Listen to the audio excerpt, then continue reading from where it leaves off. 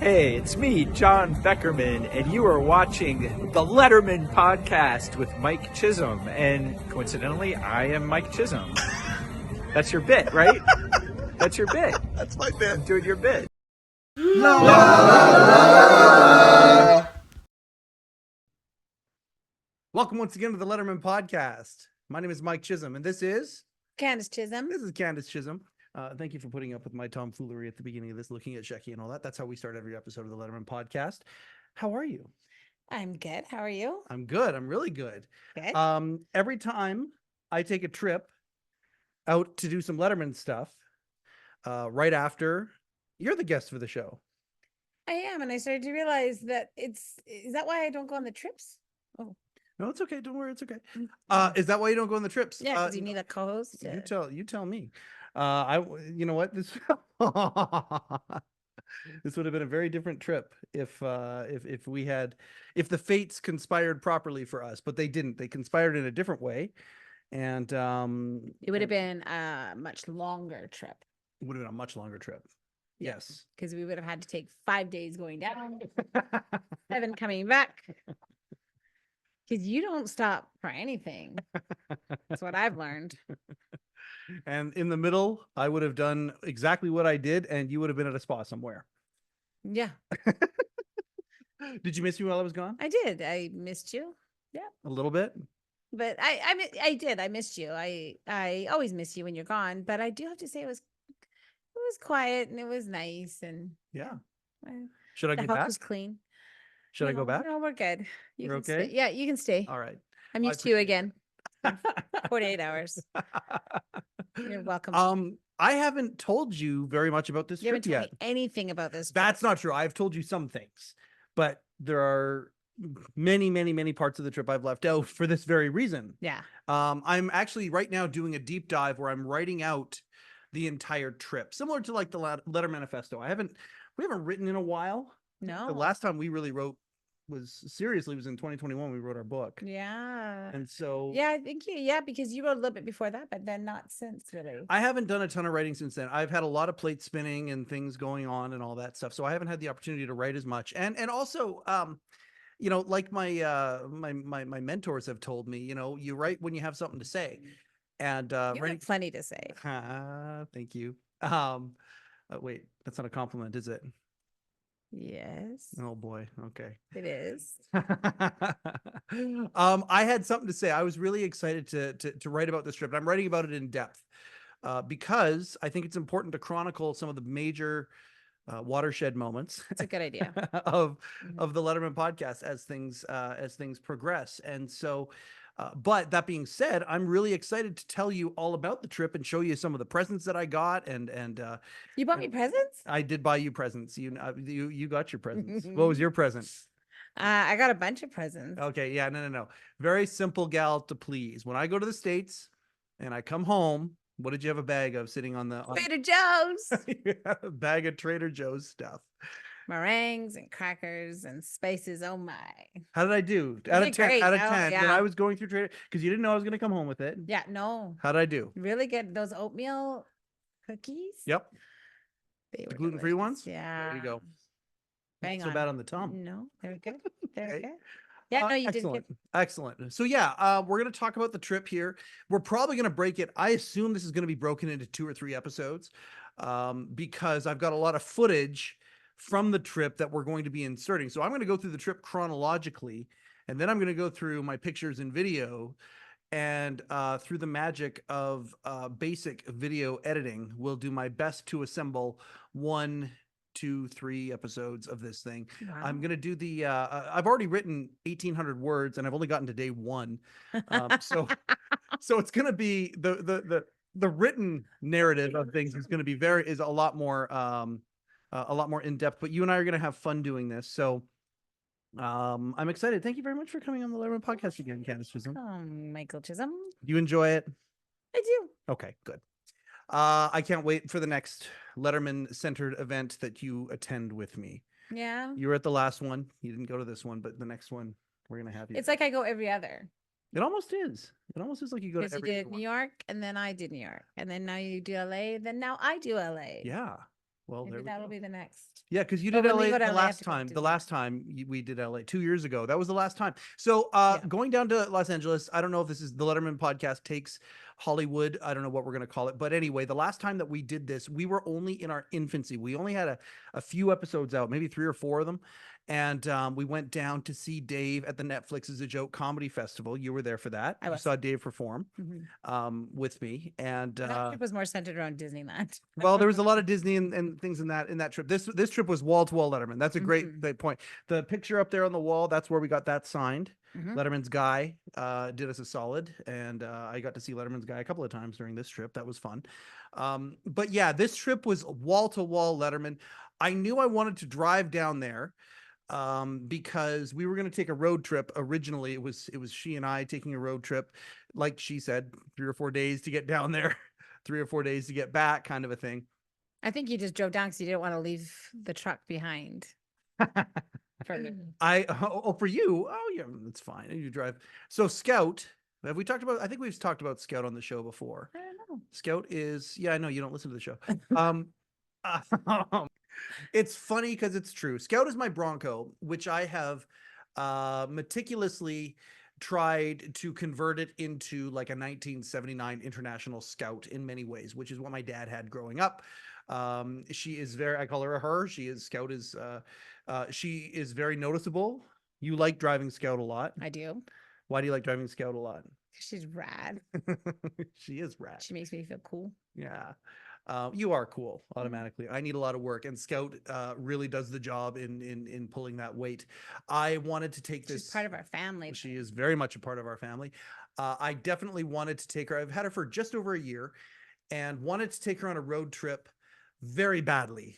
And the nice thing about being in California, like I love being in California with a vehicle, and it's Mhm. not cheap to fly down to California Mhm. and rent a vehicle for an entire week while you're down there. I think it costs more being international because we are Canadian. I'm not sure. But anyway, it was, I got to tell you, it was so handy having her down there, and then drive, like, Scout feels like she was supposed to be from California. Aw. Like there was a lot of love for Scout.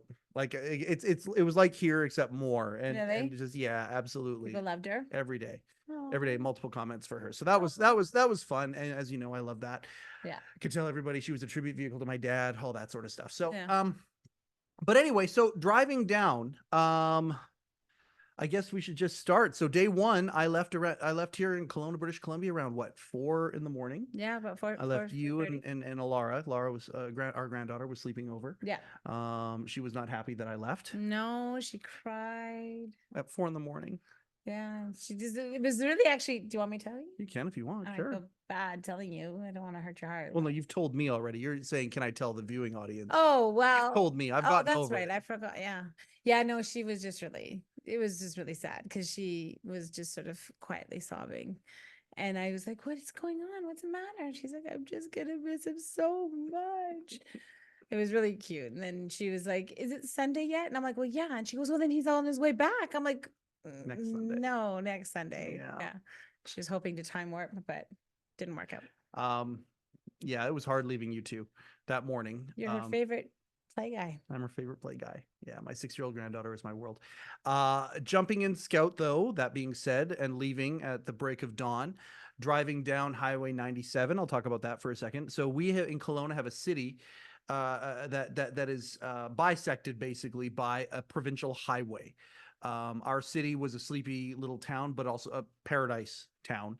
And over our lives, Candy and I are both born and raised here, which is kind of, it's unusual. You don't meet a lot of people who are born and raised here. Yeah, well, we're a resort town. We're And a very lot much. of people come from other places to here because this is probably the nicest place in Canada. They fall in love with it, and then a lot of them move here. And so our population has like quadrupled in our life. Mhm. And so this provincial highway that bisects the entire city, it becomes a source of frustration because people are traveling through to go to Vancouver or go to the States or whatever, and they got to go through here. And there's a lake and there's a bridge. There's one highway that goes over it. That highway is called Highway 97. Did you know Highway 97 is one of the longest north to south highways in North America? I did not know It that. goes all the way up to the Yukon and becomes the Alaska Highway and all the way down to California.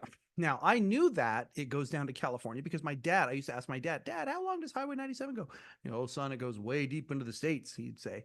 And I didn't know how far into the States. It's like really, he doesn't sound like No, that. he doesn't sound like that. What is your dad, John Wayne? All right. Clint Eastwood. What's going on That didn't here? sound at all like Clint Eastwood. Now I'm Well- going to throw it back. All right. Well, anyway. Okay, sorry. Anyway, so I have always wanted to take Highway 97 down to see how far it would go. And the faster way to go to California from where I'm from is to go down to Vancouver and take the I-5 down to Seattle, down to Portland. That used to be my concert route growing up. But I just have always wanted to see. I was a nostalgic trip, and so I wanted to go down, and I mapped it out, and it added about an hour to the journey. But I'm like, okay, I want to go down and see how far Highway 97 goes. For reference, the journey is like 23 hours. 21 hours 21 from here hours. to the hotel I stayed at, the VIP hotel in Hollywood, by the way. Why are you laughing? Okay. Not a hotel Mrs. Chisholm would stay in, but a hotel that I have no problem staying with on a road trip. Candy and I have very different standards when it comes to road tripping. I was willing to sleep in hotels. Scout, which she didn't let me, which is pretty cute, but we'll talk about the trip down there. So I drove, from 4 a.m. straight down 97. I saw the beautiful Cascade Mountains in Washington, a site I've seen before. I love it. It's absolutely gorgeous. Beautiful. And then down into Oregon, the rolling hills, just an absolute beautiful country. And it was neat being on 97 rather than the I-5 because it's a completely different experience. You're going through these towns, and the I-5 is, it's a concrete highway that just goes and goes and goes and goes and goes. 97 is a little bit different, and it was really cool, culminating around 6 o'clock in the evening in a place called Weed, California. And that's where Highway 97 ends. It goes from Weed, California, all the way up to Alaska. And I thought it was charming that it ended in a place called Weed. Weed, You and I were on the phone when it happened. Yeah. We were I was the talking. guy in the chair. You were the guy in the chair. Okay, so okay, as I was driving down there, one of the things Candace became more and more aware of, because she knew I would do this, is that I was like, she's like, where are you going to stay the first night? Like, I have no idea. I'm just going to go, and I'm going to keep going. Another vast difference between you and I. Absolutely. And I'm like, when I get tired, I'll find a place and I'll sleep in Scout. And be murdered. See, she didn't like that very much. And so around 7 o'clock ish, she gets on the phone with me and is like, hey, maybe you should consider stopping. I was hoping to get like to Northern California, which I guess we would be. Yeah. But I kept going. I kept going. I actually made it to Sacramento in one day, and that was pretty good. Which was what, like 18 hours? I don't know. Less than that.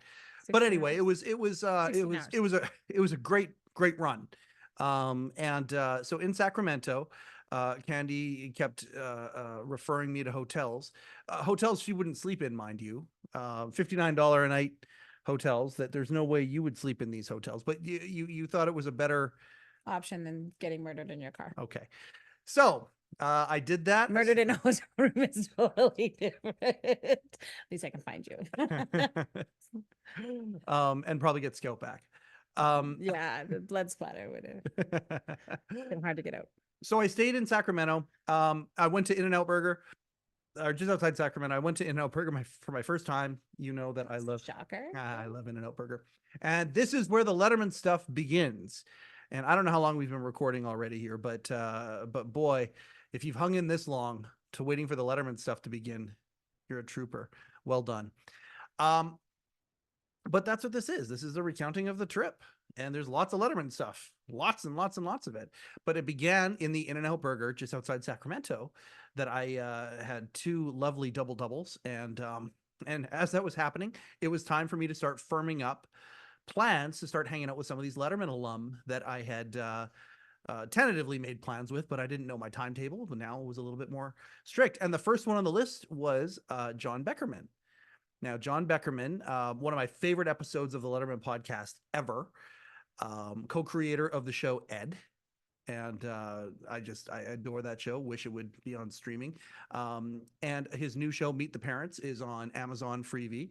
I can't wait till we get up here in Canada. I don't know if it's up here now. I checked just before we left. Still not up here in Canada. From everything I've heard from my American brethren who've watched Meet the Parents, it's absolutely hysterical. All 10 episodes are out now.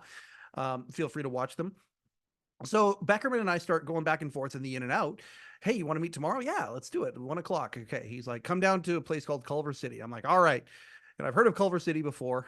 But That's near Universal, right? Is it somewhat. It's the home of Sony Pictures Studios and many other studios. And that'll come into play here in a second. Day one, I wake up just outside Sacramento. That was good. I'm glad you woke up. And jumped on the road to go down to Culver City. First stop, by the time I get there, it's 11 a.m. First stop is a car wash, because it appeared that Scout murdered many species of bugs on the way down. She was her front end was not in pretty shape, and I wanted to get her nice and clean. And so I went to, now car washes are a different thing in LA.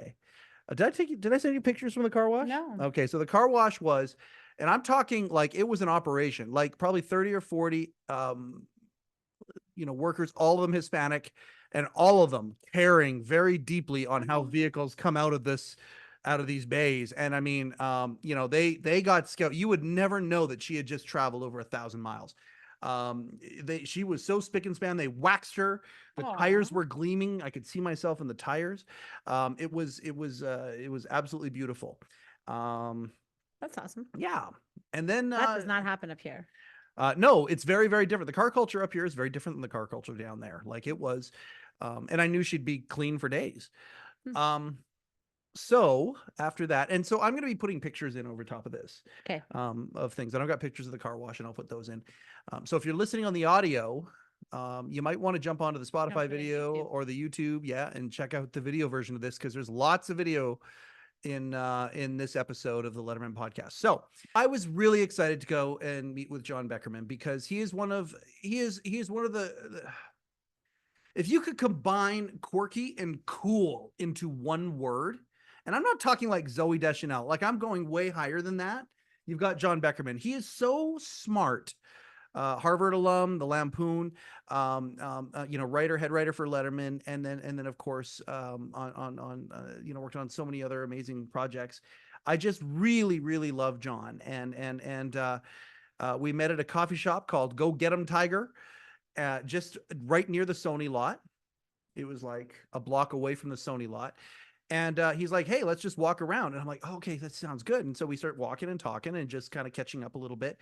And it's fun. Like, you've experienced this a little bit, where you've been around when I first meet some of these alum who have been on the show, and I meet them face to face for the first time. That's a neat experience. Yeah. I always, I think the first time I saw that happen was in New York when we were at Rupert's retirement. And I thought it was just really sweet. No, it was before that. So the first time was when we went to Stephen Laurie's for the first time, I think. Oh, yeah, I guess. Sorry, I was just thinking of some of the ones that you had met for the first time. And Walter, you were there when I met Walter for the first time. Well, that's true, too. Like that trip, right? I have a memory of an aunt. So, but yeah, anyways, I always thought it was really cute, because I think it, or not cute, maybe. Oh, whatever. Interesting, cute, because it's just, you can see the mutual admiration that you guys all have, or that you have for them, and then how they've sort of developed this kind of love for you. I know the admiration definitely goes from my side. Some of them are flat out scared. Were you there when I met Barbara Gaines for the first time? Oh yeah, I was there. So okay, so yeah, like, well, I saw the back of her. She was running away. I swooned, as she put it, which is pretty darn accurate. No, so seeing Jon, it was cool, because there's this moment of, okay, I recognize you from across the camera, but now I'm seeing your actual dimensions in real time, and it's like, cool, okay, great. And immediately though, we start talking, and it was fun. And most of these conversations, by the way, I'm gonna leave like between us, for the majority of them, but just talking about hanging out with him and possibilities and all sorts of neat things. I'm so proud of him for Meet the Parents. It is really hard to get a project made in entertainment these days. It was already a tremendously difficult endeavor. And making it happen now in today's environment is even more so. And you'd think it'd be easier with all of the different services and things available, but it's actually not. Why? I don't know. It's like things have changed. Like, for example, here's an example how things have changed. Many times there used to be like a pilot season, and it's probably still there, but not nearly what it once was. So a show like Jon's, which is based on a British show, Meet the Parents, it was built and greenlit without a pilot. It was based on a pitch, and Good for him. absolutely, I'm so happy for him, because you can make a living in development for these places, and never get anything made. Yeah. You just keep continually, getting projects to a certain point, getting paid while doing so, which is good, I guess, because you're feeding your family. But it's nice to see something come to fruition. yeah, if you're a creative, you want to create something. Yeah. And Jon is, one of the foremost creators out there. He's fantastic. And so it's really, really gratifying to see this thing happen. So please watch Meet the Parents, everybody. Yeah. Well, I'm just going to say this. Okay, so Dinner with the Parents just came out. Yes. And we're what? Episode 3 is about to drop? No, 4 is about to drop. There are now 8 episodes out, and as of this coming Thursday, there will be all 10. There we go. Season 1. That's exciting. Yes. Watch it. God damn it. Based on a British show. Yes, based on the British show Friday Night Dinner, Yes. but with all new characters and Yes. all new stories. And very proud of it. A lot of fun to make. Michaela Watkins is in the show, Dan Beckerman, Carol Kane, Henry Hall, John Glazer, Daniel Thrasher, and they're all fantastic. And if you need something to make you laugh and take your mind off this horrible planet we live on, watch Dinner with the Parents, please. Like The Office. A little bit of a slow burn, and then suddenly it ignites. That's what we're hoping for here. Yeah, that'd be great. Yeah, let's do that. Let's do that. Yeah. Thanks, Jon. Yeah, thank you, Mike. He gave me some great advice. We shot a couple little videos. We shot a video for Rupert and Irene, Oh. because Rupert and Irene love him. Okay, so Rupert's original shtick, right, where Letterman would send him out, Yeah. and okay, that was originally going to be Jon Beckerman. Oh. It was called Fun with Phil, and then they put Rupert in at the last minute, and it became Rupert's thing or whatever. But Jon Beckerman's the guy who spearheaded that. Yeah, cool. Hey, Yeah. there you go. Fun fact, Trivia. and more proof that my wife does not watch the show. Anyway, I listen. I gave him a copy of our book. Oh. So there you go. No, it was a really, really good time. I appreciate Jon like crazy, quirky and cool to the highest level. I say that with the most high regards that I can muster. So you spent Monday morning with him. I'm going to keep you No, on track here. 1 o'clock. Thank you. 1 o'clock is when we met. Oh, okay. Monday afternoon. Spent a couple hours, and then I was like, okay, I guess time to go check in at the hotel. So I go check in at the hotel, and it's like 5 o'clock. And as you and I discussed, there was a chance that I wasn't going to be getting into LA till like 8 at night in the original plan, right? So I'm like, this is bonus time. Well, yeah, because it gave you time to scrub the chalk outline off the carpet. So, Dave, okay. Come on, you gotta like admit, What?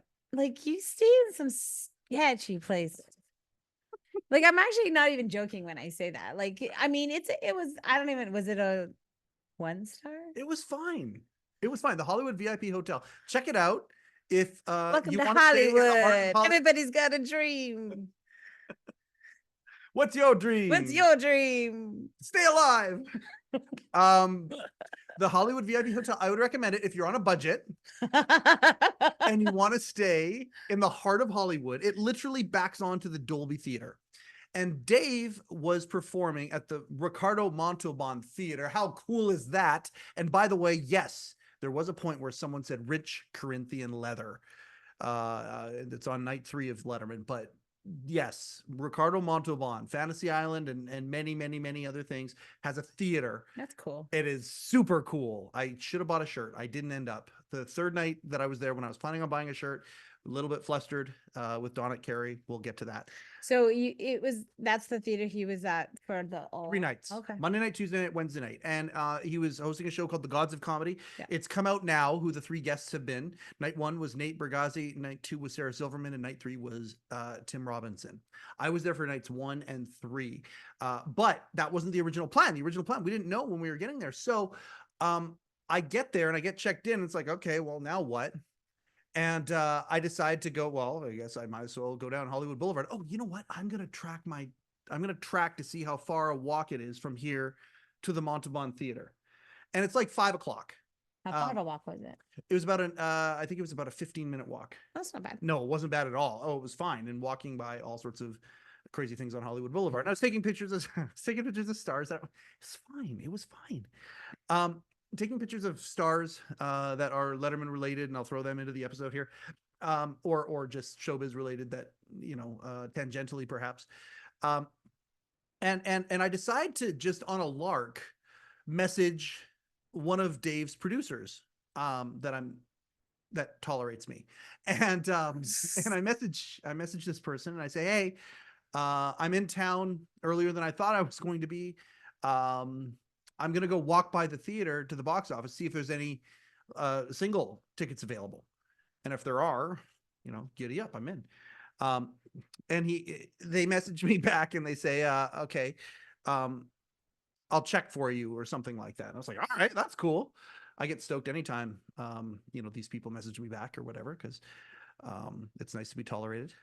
And so I went down there and you know, moseyed on there because I had no agenda. I had no real expectation of anything. So I get there and the security person, they're just setting up because the show starts at 7:30. And so they're just sort of setting things up and whatnot. And the security person says, hey, you got tickets? You're a little early. I'm like, actually, I don't. But so-and-so, I talked to so-and-so and they said that, you know, there might be something here for me. Can I just interrupt to ask a question? So were people not lining up already? Because when we went 2 years ago, you made me go down at 2 o'clock in the afternoon for an 8 o'clock show, and there was so many people. No, we weren't there that early. All right. We were there probably 90 minutes early, and there were a lot of people already. Yeah, not this time. No. This time they started lining up about an hour early. Okay. About an hour. That's when the lineup started. How was the theater compared to the one we were at? Because we were in the Fonda Theater. The Fonda Theater was where we saw him 2 years ago. And that was fine. I would say the experience is very similar. I liked this one a little better. Did you? Yeah, a little better. But both were fine. Sorry, I didn't. No. This is good. This is good. So anyway, and so the person said to me, okay, well, who, what? And I said, well, I named the person, and they said, okay. And they brought their supervisor over.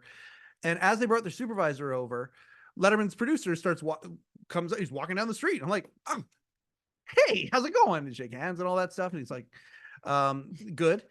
And they said to the security person, this guy's okay. He's a super fan. The super fan. And then, well, yeah. Oh, sorry. That's okay. I stepped on you. See, I did tell her a little bit about the trip. See, I did listen. And then he said, actually, maybe the super fan. Which case I was thinking, eat your heart out, Don Giller. But no, I didn't. No, I didn't think that. Of course not. I bow to the supremacy of Don Giller always, and you know this. Supreme but ruler. when this person said that, I was like, that's funny. But no, my goal actually wasn't just that. It's like, okay, over the next couple of years, I'm going to confound that because I'm more than a super fan. It's different. As far as I'm concerned, I'm contributing to the legacy of Letterman, and there's other things other than fandom. There's a little bit different. There's a couple different dimensions to it. But for the good shorthand of telling the head of security or the head of whatever who I was, okay, fine. But within about 15 minutes, I get a message. You're covered.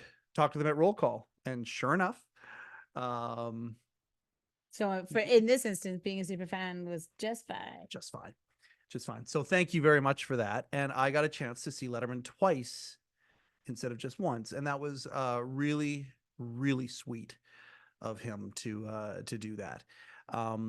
And it was very cool. And so I sent a message to Walter I'm like, hey, so-and-so just comped me a ticket to the show. And I got a really awesome message back from him. And it was, wait, where are you?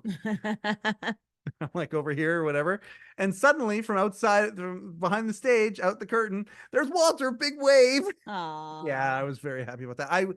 If I could change anything about the trip, it would have been that I would have been able to take him out for lunch or something like that and hang out with Walter for a little while. I just love being in the same space as him. He's got such a great energy. He's a good person. He's a good person. I love Walter. And so, but anyway, so Monday night, I see Letterman interview Nate Bargatze.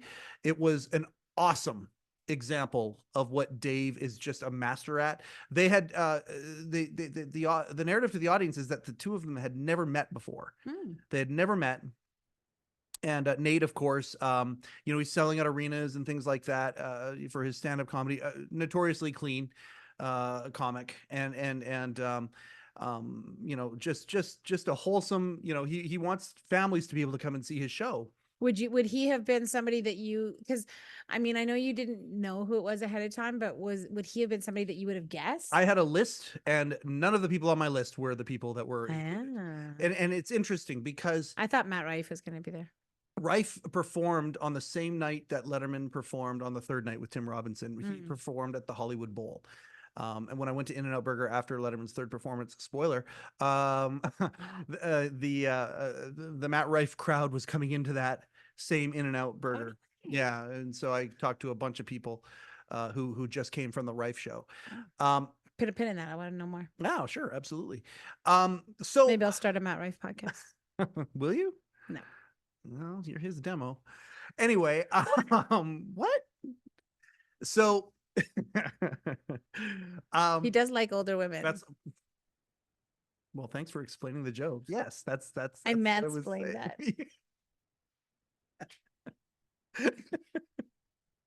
You sure did. Nice job. It's that men's mental wellness app that you're building, right? It's really working for me. It is. I talked about that a lot to people while I was down there. So anyway, he interviewing Nate was a masterclass in simultaneously getting to know him, and you had that first kind of 5 minutes of maybe a little bit of awkwardness or feeling each other out, but then it just turned into this unbelievable narrative. And of course, Dave, like he always does, has done meticulous research. He had clips of Nate performing, and it was interesting though. Very little monologue, other than Dave just kind of talking to the audience and messing around with the audience. He announced himself out. There was no announcer. Oh, that was I know. Oh, because that's your dream job. I would love to bring David Letterman on stage one day. I would love to bring David Letterman on. Yeah. If I was given the opportunity to come out and mess around with the audience a little bit, and then bring Dave on stage, that would be a kick. Hey, Netflix, if you're watching. Well, I don't know. I think that's probably Dave and. Hey, Dave, if. Yeah, Dave's not watching. Never mind. But anyway, no. But it was funny. Like all 3 nights he introduced himself, and it was really good. The first night was minimal, from a production perspective. The third night, a lot of production. You can tell Walter had done a lot of cool stuff while he was down there.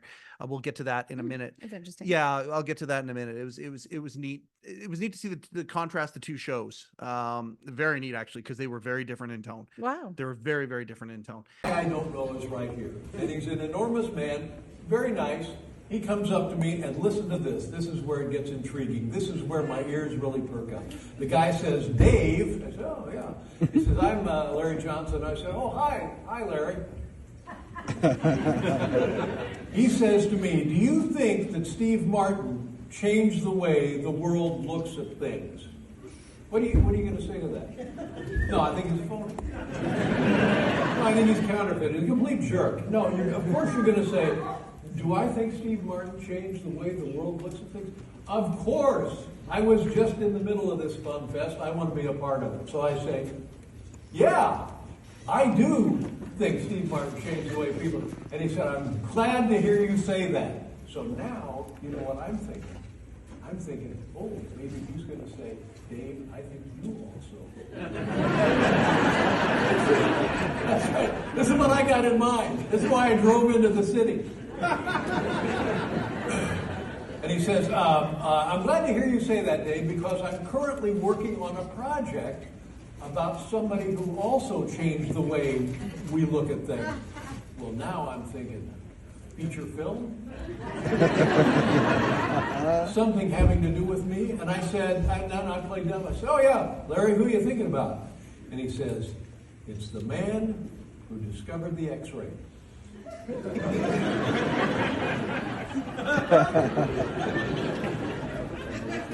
right. I won't lie to you. But yeah, watching him with Nate was really fun.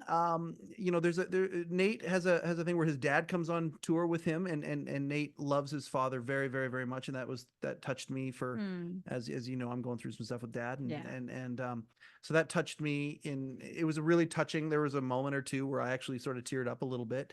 And then Dave, expertly, of course, as the emotion starts to get a little, starts to crest, he pulls it right back and makes it funny and does all these things. Very, very, very good David Letterman experience and performance. And I don't know how many times I'm going to get a chance to see him live again. And I'm really grateful for both of these times. That night was really good. Now, as the evening was ending, after he left the stage and whatnot, I got approached by these three guys who recognized me. And how does that feel? What's that? Being recognized, like for something other than your mugshot. Oh, it does. It doesn't happen very. It's a one-off. It's good. It's But how neat. does Like, it feel? Like, you don't have to be self-deprecating. How does it feel? I like when folks who like Letterman like this show. Yeah. I like that very, very much. Now, these guys here were wearing pants jackets. Oh, fun. Yeah. And so it was neat. Like, I'm like, oh, hey, how'd you get those pants jackets? And they had been part of, in 2015 or 2014, they had been part of some sort of fundraiser where they donated some money to something. And I forget what the cause is. I wrote it down. I've got the guy's contact info. He wants to come on the show. I'd like to have him on the show and talk about it, because he was really touched by the whole thing. And he's in the theater business, the movie theater business, and I forget how many screens he has, but between he and his buddy, I think they have like 500 screens. And they're exhibitors. Yeah, and I mean, you know, it was fascinating to kind of talk to him from California, and it was neat talking to them about the movie business and whatnot. But they were really, really excited to talk about Dave. They actually wanted to meet Mary, because they wanted to thank her for the experience that they got when they got the jackets, and they got a couple pictures that they had printed out. Did they get to meet her? Not there, but what we're going to do is I'm going to have him, I would like to have him on the show, and then they can say the message that they want to say, and then we'll make sure it gets there. Nice. And go from there. They were really, really touched. They were really happy. And then another bonus happened. So it was good talking to those guys. And as that's happening. And where was that? That was in the theater still. We hadn't even made it out of the theater yet. Okay. And as that was happening, I got a message from Adam Neduff. Adam Neduff is the game show historian he's been on the show, and he's part of the Letterman fan community, and he's the guy that took Letterman's final montage and broke it down, and was featured in Rolling Stone about it or whatever. And so I get a message from him going, "You're here?" He didn't know that I was there that night. Nobody did, because I didn't know I was going to be there that night. And it turns out Adam had just been at the show. And when he found out I was there, he came back. I was like, oh my God. And so Adam and I hugged and hung out, and we went out for pizza. Okay, wait, how did he know you were there? Because I put a Facebook post up. Oh. I put a Facebook post up of Letterman and Nate's chair before they came out. Oh, fun. And the post caption was "nice legs." And I was really excited to see Letterman's chairs there, right? The chairs for it. And so I put "nice legs" because I thought that was kind of cute and clever. Clearly it wasn't. I don't think we're friends on Facebook. You and I? Yeah. I was gonna say, that joke is a little bit of a high wire act. What do you mean? I was gonna say I don't see that post. Oh, okay. I thought that's what you were asking me, if I saw that post. Oh, no, I was just saying that's what Nate. No, Adams. You asked me how Adam saw me. No, I thought you were like saying, well, didn't you see the post to me? No. Oh. Okay. No, it was a joke with a picture of two chairs, and the caption is "nice legs." Gotcha. No, I don't. Now you gotta check your Facebook. That's okay. So no, that's how he found out I was there. And so Adam and I went out for pizza and talked for, I don't know, an hour or two, which was amazing. And it was so cool seeing him there in the flesh. And again, it's another one of those chance meetings where it's like, oh my God, you know, and now, is he from California? Adam is from California. Yeah, he's in the game show business. So Adam, again, for if ever you want to know about the history of game shows, Adam's written a bunch of books. The Gong Show book is his most recent one, and there's a really cool. You know what? I'll leave that for Adam to talk about. Is he coming on again? There's some cool, maybe, but there's some cool. His Gong Show book is incredible, and I highly recommend it. But he came on the show here and talked about Letterman's history with game shows, including the game show Robert Wharton also was developing, all of that sort of stuff. And he is actually a guy who I kind of look towards and go, okay, he has taken his passion and kind of turned it into a career. The Museum of Game Shows has him on retainer doing things. He's also working actively in the game show business. You know how sometimes during a game show, somebody answers the question and the host goes, judges? He's one of the judges. He's one of the guys that helps with that stuff. Plus, he's a game show historian and a writer and all these things. So he's working in the business. And so, yeah, he's in California doing that. And he and I, Adam and I can get together and we can talk for hours about everything. And so that was really cool. And it was a great surprise. So the Monday, which could have been a throwaway day, ended up with Beckerman, Letterman, and Adam Needove. And it was just, it was a really cool experience. So that was Monday. Very cool. Sounds good for a first day, right? Very good first day. And you've been up like pretty much 48 hours probably by then. Yeah, well, no, because I did sleep the night before at Did that Comfort Inn. Yeah, I mean, because you left really early in the morning. I did leave early in the morning to get there though. So you're yeah, worried about getting to LA in time. I wanted to make sure that I was more than in time for Jon. Yeah. That was a great first day. And considering it was potentially a throwaway day, there was so much that happened. Now, I don't know if we're breaking this episode up into multiple episodes or not, but we're going to go to day 2 right now and take it from there. So any questions so far about day 1? No, sounds like a good day. Okay. I don't think I missed anything off of that. Day 2. Overcoat and underpants.